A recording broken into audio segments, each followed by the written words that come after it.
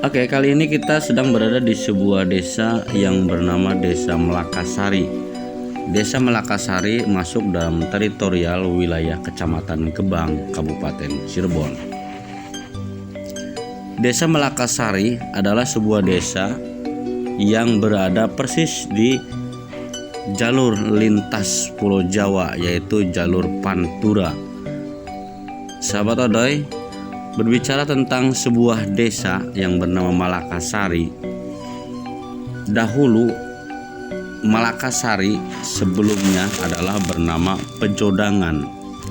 Sahabat Odoy, bicara tentang sebuah dukuh yang sekarang bernama Melakasari, dahulu bernama Pejodangan. Ini adalah erat kaitannya dengan kisah pada abad 16 yang lalu, yaitu sekitar tahun 1600-an. Alkisah sebuah cerita yang terjadi di sebuah desa yang sekarang bernama Tersana, dahulunya bernama Balagedog, adalah dinamakan daerah Pulau Putih. Oke, sebelum lanjut, jangan lupa like, share, dan komen. Jangan lupa juga subscribe-nya. Pedukuhan Kubang Gunung yang terletak antara lintas Jalan Raya Ciledug Pelayangan adalah merupakan dukuh yang bersejarah yang sekarang dinamakan Cantilan Kubang Gunung. Sejarah bermula dari abad ke-18, tepatnya tahun 1860. Berawal dari sebuah perjalanan seorang bernama Ki Buyut Salem. Ki Buyut Salem ini adalah merupakan cikal bakal pedukuhan Kubang Gunung. Beliau adalah seorang tokoh pada masa angkatan Ki Buyut Gropak, Ki Buyut Nanggar, dan Ki Buyut Kondur dari Waled, juga Ki Raksabrata.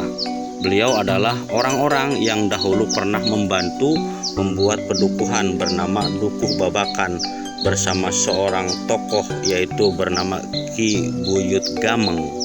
Di Kubang Gunung ada seorang tokoh penerus, tokoh masyarakat yang bernama Ki Buyut Kasintar. Ki Buyut Kasintar ini adalah merupakan adik kandung dari Ki Buyut Batisari, seorang tokoh pendiri desa Pabedilan yang berada di desa Pabedilan Lor, sekarang makamnya. Bahwa sejarah desa Hulu Banteng diambil dari kisah atau cerita Nyimas Gandasari yang dahulu dihadang oleh seekor banteng besar penjaga istana. Namun dengan kesaktiannya, ia kemudian dapat lolos dari amukan banteng tersebut. Kejadian tersebut terlihat oleh Syekh Magulung Sakti dan kawan-kawannya. Kemudian banteng itu pun ditebasnya sampai lehernya putus. Kendati pun demikian, kepalanya sudah terpisah, namun kepala banteng tersebut masih bisa mengamuk, menyeruduk, membabi buta. Namun akhirnya banteng tersebut kena tendangan Syekh Magulung Sakti hingga akhirnya melayang dan jatuh di daerah Ciledug yang sekarang kita kenal dengan desa Hulu Banteng, Kecamatan Pabuaran. Sedangkan badannya konon katanya lari ke arah utara sampai akhirnya terjerembab di sebuah lubuk atau sungai, dan sekarang daerah tersebut dikenal dengan daerah Desa Leuwi Munding. Itulah sahabat sekilas tentang kisah sejarah asal mula desa Hulu Banteng.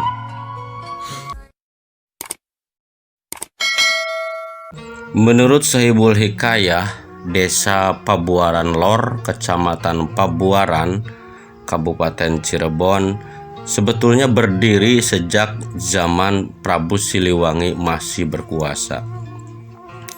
Pendirinya adalah Ki Gede Tapa atau Mbah Kuwu Sangkan atau Pangeran Cakrabuana atau Pangeran Walang Sungsang. Itulah putra pertama Kanjeng Raja Sri Baduga Maharaja Prabu Siliwangi. Ya, pendirian desa Pabuaran Lor, Mbah Kuwu Sangkan ini dibantu oleh beberapa pengikutnya, yaitu diantaranya bernama Nyai Brintik, ada Nyai Lati, ada Nyai Lutek, terus ada Ki Bledug Jaya dan Pangeran Worawari. Nah, pada suatu waktu Mbah Kuwu Sangkan ini mengadakan musyawarah dengan beberapa temannya, yaitu Ki Gede Cangkuang, ada Ki Gede Kubang Lengkeng atau Ki Buyut Duda, ada Ki Gede Gebang Binatar, dan juga ada Ki Jakatarum. Musyawarah ini diadakan di sebuah tempat dekat sebuah kandang banteng dahulu, yaitu bernama Kedung Oleng. Ya, Kedung Oleng ini yang sekarang Kedung Oleng ini menjadi sebuah desa yang bernama Desa Hulu Banteng. Itulah sahabat. Setelah musyawarah diadakan, kemudian singkat cerita diputuskanlah sebuah keputusan. Maka dibuatlah sebuah pedukuhan dengan membuka lahan hutan belantara, di mana di hutan tersebut banyak terdapat binatang bernama kerbau liar.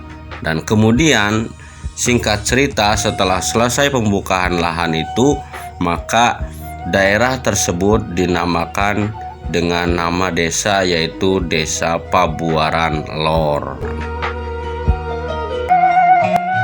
Sahabat, Sidaresmi berawal dari kisah perjalanan seorang tokoh yang dituakan, yaitu bernama Syekh Resmi, dengan satunya lagi bernama Syekh Merta. Syekh Resmi dan Syekh Merta konon itu adalah sebetulnya merupakan bagian atau salah satu dari keduanya itu adalah merupakan bagian dari tentara kerajaan Mataram atau pasukan kerajaan Mataram. Syekh Resmi dan Syekh Merta ini adalah merupakan prajurit atau tentara dari kerajaan Mataram yang dahulu pernah ikut dalam penyerangan terhadap Batavia yang sekarang kita kenal dengan Jakarta. Nah, kisah lengkapnya tentang penyerangan kerajaan Mataram kepada pemerintahan kolonial Belanda di Batavia yang mengikut sertakan diantaranya Syekh Resmi dan Syekh Merta, nanti kita mudah-mudahan bisa simak lagi ceritanya ya sahabat.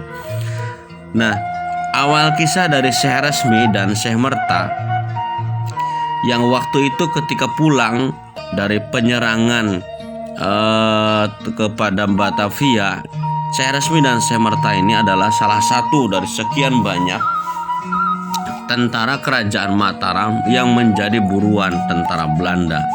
Dan kemudian Syekh Resmi dan Syekh Merta ini berdiam diri di tempat yang sekarang kita kenal dengan nama Desa Sidaresmi.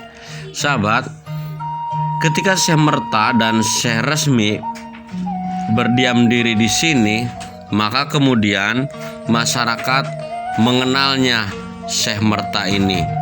Dan kemudian Syekh Merta dan Syekh Resmi ini namanya dulu desa ini dinamakan Seda Resmi.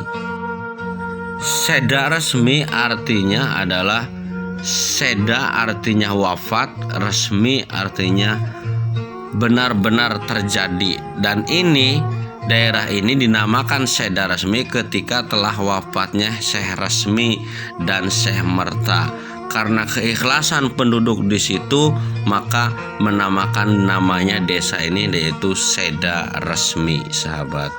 Dan untuk kemudian pada periode berikutnya, Desa Sidaresmi ini kemudian berganti nama menjadi Sidaresmi.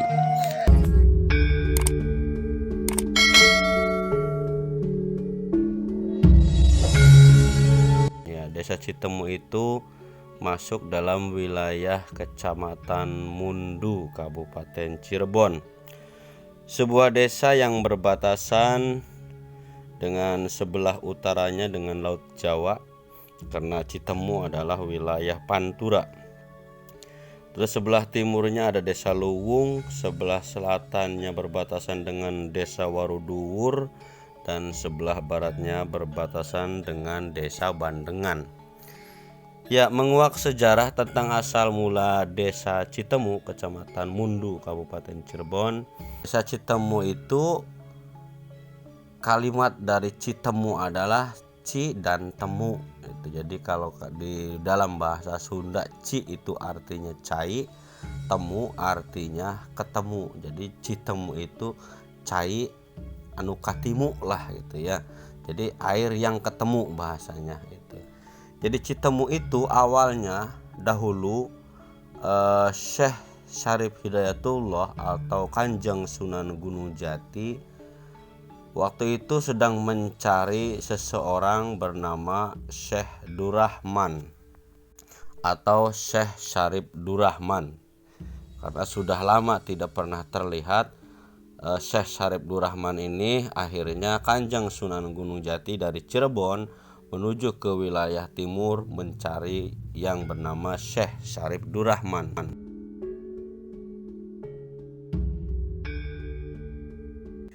Di dalam perjalanan pencarian Syekh Syarif Durrahman, waktu ternyata sudah tiba waktunya sholat duhur, dan kemudian bertemulah dengan Syekh Syarif Durrahman di suatu tempat. Karena waktu sudah masuk waktunya sholat duhur, akhirnya keduanya setelah berbincang-bincang sebentar kemudian mencari air untuk berwudu untuk menjalankan sholat duhur. Namun setelah beberapa lama kesana kemari mencari sumber mata air atau sumber air untuk berwudu, ternyata tidak menemukan air untuk berwudu itu. Akhirnya dengan tongkatnya, Kanjeng Sunan Gunung Jati ini menancapkan tongkatnya ke tanah, dan di dalam atau bekas tongkat yang ditancapkan di tanah itulah kemudian atas izin Allah berkat karomahnya keluarlah memancar air tersebut, dan kemudian keduanya berwudu. Setelah itu menjalankan sholat duhur.